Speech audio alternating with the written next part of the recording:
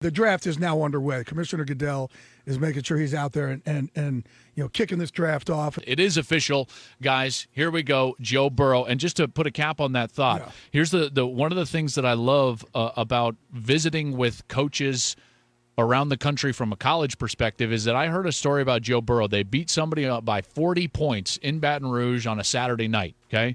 He could be out partying, doing all that, sleep in, then come in and get treatment later, right? Everyone would be like, yeah, come on in at noon, get some treatment. And he was in on a Sunday morning and beat the coaching staff into the building the day after a game, was watching film on the next week's opponent. It was 7 a.m. His coach, Joe Brady, decided, well, what did he learn about this team that we're about to play next Saturday? And guess what? He aced a pregame test on Monday that normally he would have been taking on a Friday night because of that type of preparation. This guy is surgical. He is a leader, and I think it's going to do. I think he's going to do incredible things in Cincinnati. But LSU was also a very underachieving team there before this past year, and he upped everybody's play. That's right. Right? That's why you have Jefferson, who's going to be really high up in this draft also at the wide receiver position. You're going to have a lot of guys, offensive linemen, there's running backs who are going to end up going higher because he really elevated everybody else around him. And that's where we're talking about Joe Burrow being a culture changer. In the 4 years that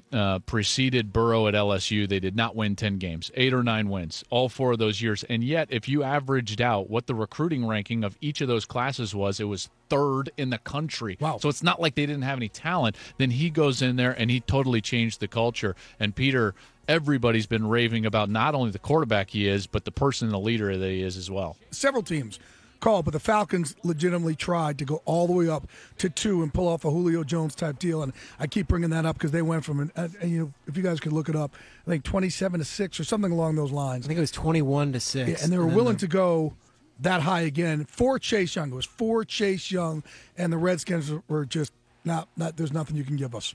Couldn't even, there was nothing they could possibly come and give them to get them to change their mind on a Chase Young. And how do you guys feel about the fit, right? And maybe he's good enough where the fit doesn't matter, but Peter, I'll go to you. The fit there in Washington, is he a guy that you feel like can shine there?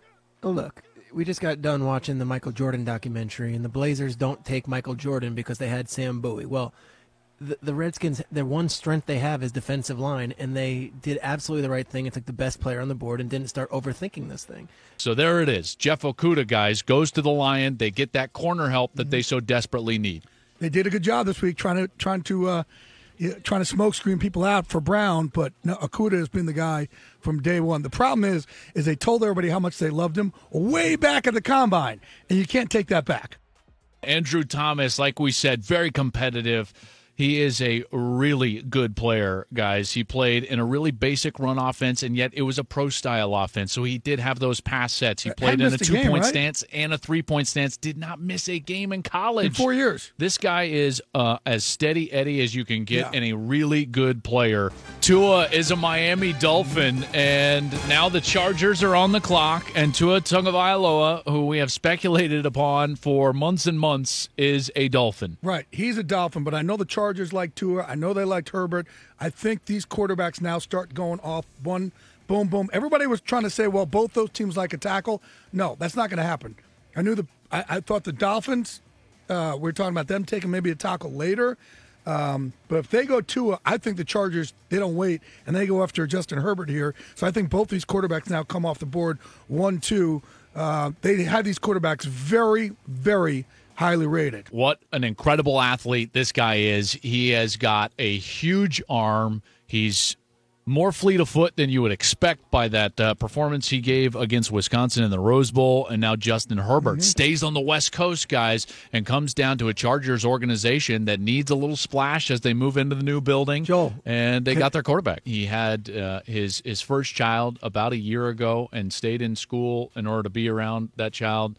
Kai, I believe, if my memory serves me correct, to be around the first year of his child's life. And he won the Lot Impact Trophy. That's a pretty prestigious award for the best defensive player that also exudes the type of high integrity and character that Ronnie Lott kind of stood for. And this is the type of player that you can build around. Great, I call him clubhouse, great locker room guy.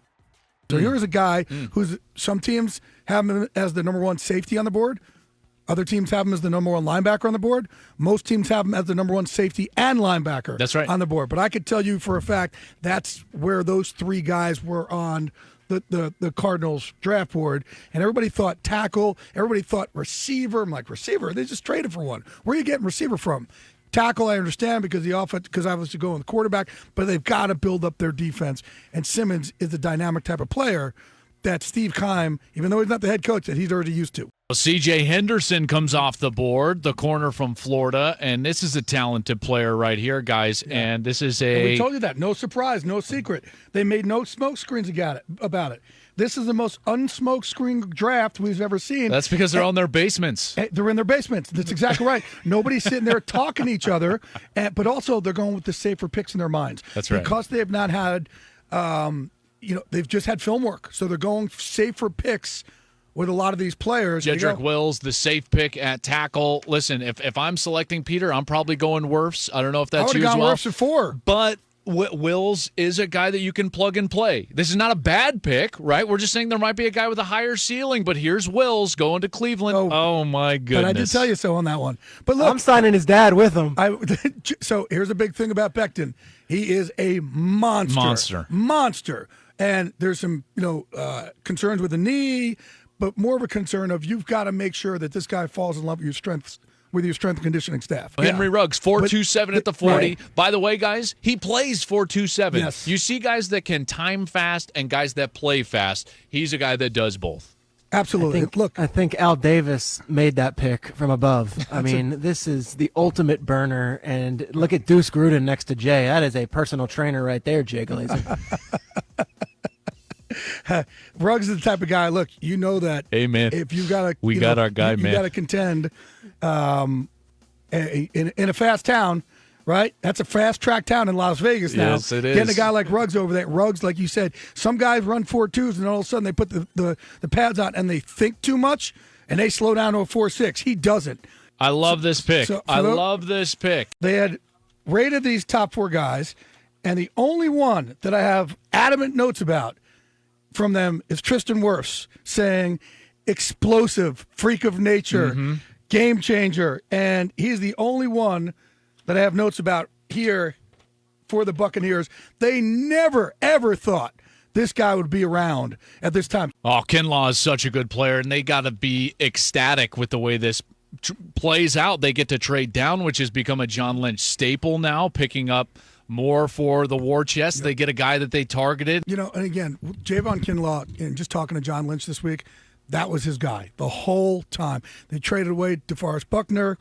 They picked up, obviously picks there and cap space, if you will. And this was the guy that they had targeted the entire time. I told you beforehand, people thought they were going to go offensive tackle. But no, they've been in trade talks for Trent Williams, but also they have Joe Stella there. But Kinlaw was the guy they had pegged this entire time. They ended up getting him. I love this. I mean, a pure route runner, a true number one, and a guy that can help a young quarterback that needs it. And Drew Lock, guys, this is, how many teams are right now so ecstatic with the way that this is played out? A lot of these teams. Yeah, these last several picks, again, I told you before about Tampa. They thought never in a million years would Wirfs sit there. And I started texting them. They're going, we're moving up. They just couldn't believe it. And that's the one guy that was standing out for them. Really well built. He's a physical player. He's solid, good mental makeup. Here's what I love about him. And when I talk with some of the people that played against him and also that coached him, they said he loves to compete. And at that position, guys, as you know, in particular in this league with the rules going against you and everything working against you, you got to love to just compete, and he seems to have that.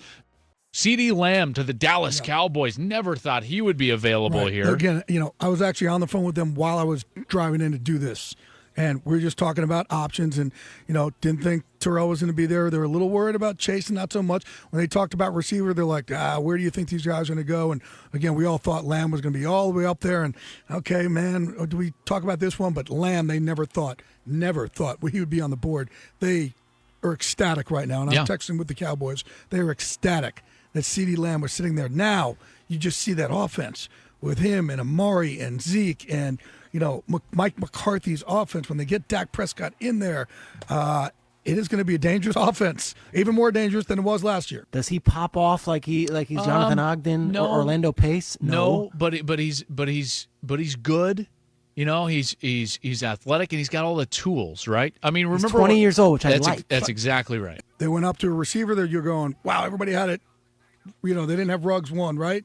And then they're looking at it going, Arnett, most of them didn't have him as the fourth corner off the board. So, but Mike Mayock showed us last year. He's going to do what he sees on film because they went last year with Cleveland Farrell that high up, right? He's going to do what he wants. He doesn't go based on anybody else's chatter. He's not a big chatterbox throughout the NFL, finding out what everybody else thinks of somebody. It's what he sees and what he likes on film, and that's what I love about Mike Mayock. He's the grown-up in that building over there. It's K'Lavon Chasen, and he is the edge rusher from LSU, highly skilled.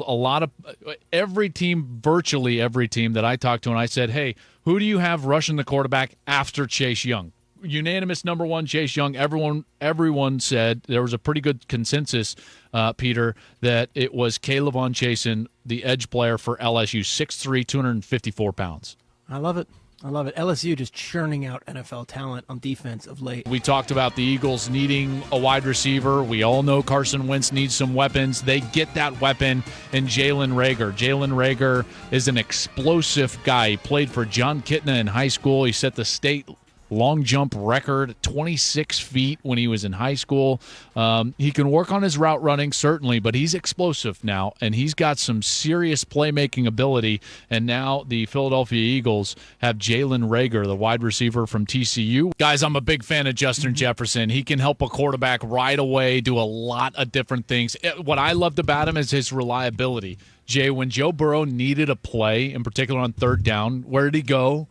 Justin Jefferson, right? And he was the Jefferson, guy who played a while in the NFL and who's been a coach also in the NFL. So, he certainly has grown up, learning the position from literally day one.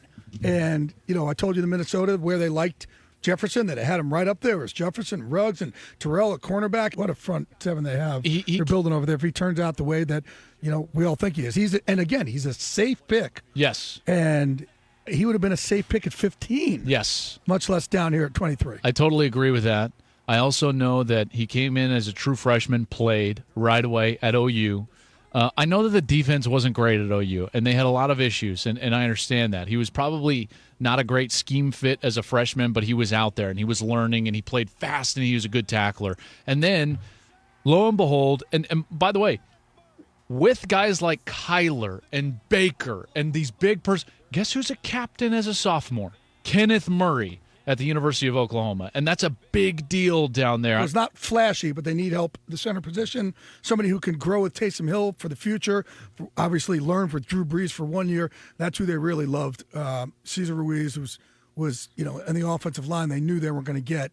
They didn't love any of the other guards up there, but they could put him at center, right? And they could put him at guard. That's right. And so this is the one guy they loved in the interior. Brandon Ayuk is a monster after the catch. He is 5'11", 205 pounds, played football from the time he was in fourth grade. He did have some trouble, by the way, with grades. And because of that, he had to go to junior college before going to Arizona State. So he went to Sierra College, and then goes to Arizona State, and he was a great yak player, yards after the catch, playmaking ability, very explosive. And, Peter, it doesn't shock me at all that Kyle Shanahan picked up a guy like Brandon Ayuk. So here's my issue with this. My issue is they're one game away from the Super Bowl a year ago. That's my issue, is they're one game away from the Super Bowl. And what they do is they draft somebody for – we don't know how many years down the road, right? The future. I mean, they're 2 or 3 years down the road. One game away from the Super Bowl. That's my problem with that pick. This one's interesting. Peter, I know that this is going to raise a lot of eyebrows because it's not like, maybe similar to Favre at the end of his career. Yeah, it's not like Rodgers is going to be – well, no, I'm saying it's not like Rodgers is going to be all warm and fuzzy and develop this kid. No, he's not. I knew teams were high on him. I thought he would be a fringe first-round pick. And let's be honest, at 27, that's kind of what he is. And you're right, he's got the speed. He's aggressive. I really love his game. When when he goes ahead of Patrick Queen, that's the only thing that starts to raise my eyebrows. And I'm starting to think to myself, okay, what came out on Patrick Queen? Patrick Queen, here you go. This dude is a speed player. Just so you know, like Jordan Brooks I had as maybe a top 50 player, maybe. Patrick Queen I had as my 15th player in the entire draft. Okay? I mean, he runs 4.5, but he plays faster than that. Great close to the season. When they needed him to play great, he played great against really good offensive teams. They took Isaiah Wilson, your guy from Georgia. There you go, the tackle. And this offensive line at Georgia has been so good. The Miami Dolphins, with their selection of Noah Igbinoghene from Auburn, born to the Nigerian track athlete, and in the 92 Olympics.